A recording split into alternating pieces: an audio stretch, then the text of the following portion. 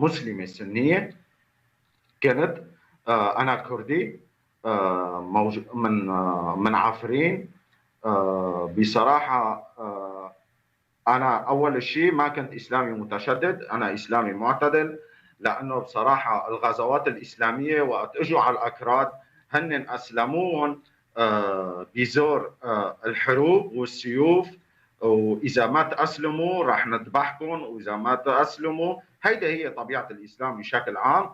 ولكن أنا دائما كان في ببالي أسئلة ما أشوف لها أجوبة بالإسلام، وكنت أسأل الشيوخ وإمام الجامع، ولكن ما كان يجاوبوني. واحد من هدول الأسئلة اللي هن أنا إذا متت هل سوف أكون عايش بالحياة الأبدية؟ لا أحد، ما في حدا كان يجاوبني على هذا السؤال. واحد من الأسئلة الثانية كمان كنت أسأل الشيوخ أنه الإسلام جاء مشان خرب الوثنية وعبادة الأوثان والأصنام. طيب نحن بوقتنا الحالي بنشوف الملايين بيروحوا على الحج وبيدوروا حول الكعبة. طيب الكعبة هو مبنى، ليش بيدوروا حول المبنى؟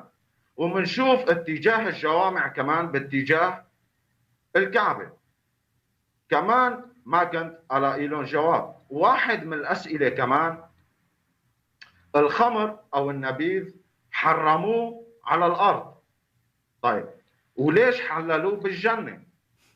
هو حلال بالجنة، موجود بكتابهم، انه موجود بكتابهم بالقرآن انه هيدا الشيء النبيذ موجود بالجنة. طيب ليش عم تحرموه على الأرض؟ في تناقضات كثيرة موجودة بالإسلام، وهيدا الشيء خلاني أفكر وشوي شوي أروح نحو الإلحاد. وبالتالي بقيت فترة وأنا ملحد تماما. كنت أروح على الجوامع وأسأل الخطيب أو يلي عم يلقي الوعظة تبعهم أو عم يلقي الخطبة تبعهم، كنت أوقفه بنص الخطبة وأسأله سؤال، ولكن هيدا الشيء كان يطردوني من الجامع أو كان يطردوني من مكان الاجتماع. طبعا. ليش؟ لأنه في سؤال ما بيقدروا يجاوبوني عليه، فيش أجوبة. ولكن بالمقابل أنا رحت مع رفيقي بعد محاولات كثيرة من رفيقي، وبعد 2 و3 شهور من رفيقي رحت معه وقعدت بالكنيسة. شفت انه هن عم بيغنوا، عم بيصفقوا، خلصوا غنى، خلصوا تسفيق، كلهم فرحين، كلهم بسعادة. شفت طلع القسيس بده يعطي الوعظة، القسيس عطى وعظة، كمل. أنا بنص الوعظة قاطعته للقسيس وسألته سؤال. فوقت سألته سؤال رد فعل القسيس كانت مغايرة تماما عن رد فعل الخطيب.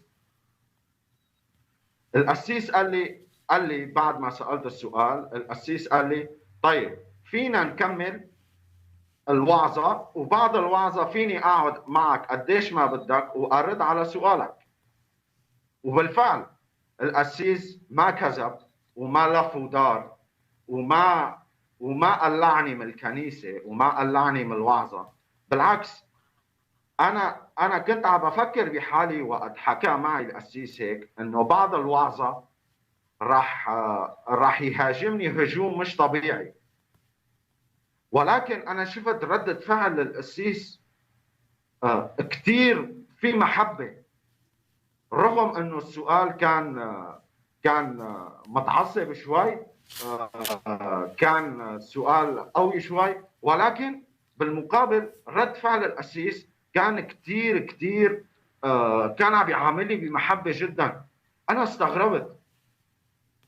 أنا بعرف من حالي إذا حدا يقاطعني بشي محل انا كنت اعصب وكنت احاكمه لهذاك الشخص.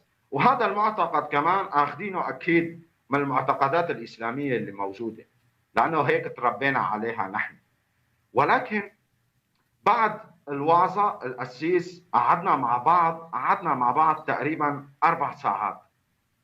وبالفعل القسيس قال لي بدي اهديك شيء، هو الكتاب المقدس، بتمنى انك تروح وتقرأ. بالفعل انا اخذت الكتاب المقدس وحطيته بالبيت وما بقى اقرأه. ولكن بالمقابل انا حبيت الجو تبع الكنيسة. كنت كل احد اروح على الكنيسة، كل احد من دون ما يجي رفيقي لعندي كنت اروح واحضر بالكنيسة وما اقرأ الكتاب المقدس، ولا حتى ما اعرف مين هو يسوع المسيح، ولا حتى ما اعرف شو بيدل الاخ والاخت وهدول الاغاني والتصفيق والفرح. وبالفعل بعد 6 اشهر صار هجوم من المجموعات الارهابيه الاسلاميه اللي هن داعش. صار هجوم لعنا. انا بهداك الوقت كنت عم بقرا الكتاب المقدس ووصلان لانجيل يوحنا. بانجيل يوحنا الاصحاح الاول من الآية الأولى للآية الخامسة، هدول الآيات أثروا فيني كثير. وبالفعل رحت لعند القسيس وقلت له شو شرح هدول الآيات. والقسيس شرح لي هدول الآيات وفسر لي إياهم بطريقة كثير مفهومة وكثير تنفهم.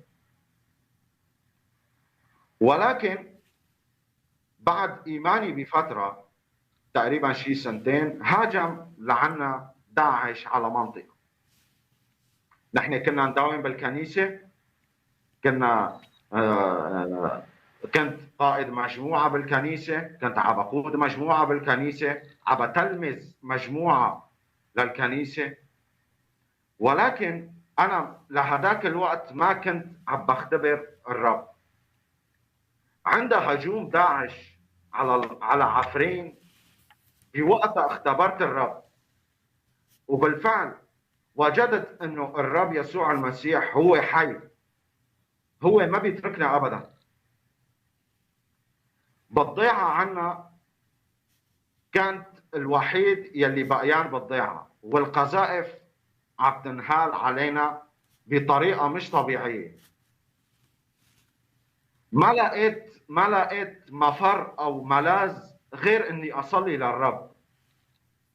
وبالفعل صليت من جوات قلبي للرب. وقت صليت من جوات قلبي للرب وخلصت صلاتي، فتحت عيوني لقيت نور مش طبيعي حوالي. قال لي أنا معك لا تخاف. وبالفعل أنا قمت وطلعت من هيداك البيت. الرب يسوع المسيح حماني بوقتها، حماني. فأكيد ومن وقتها أنا بآمن بالرب يسوع، وإلي تجارب معه كثيرة مع الرب يسوع المسيح. شفت مغايرة تماما عن الشيء يلي كنت عم بعيشه.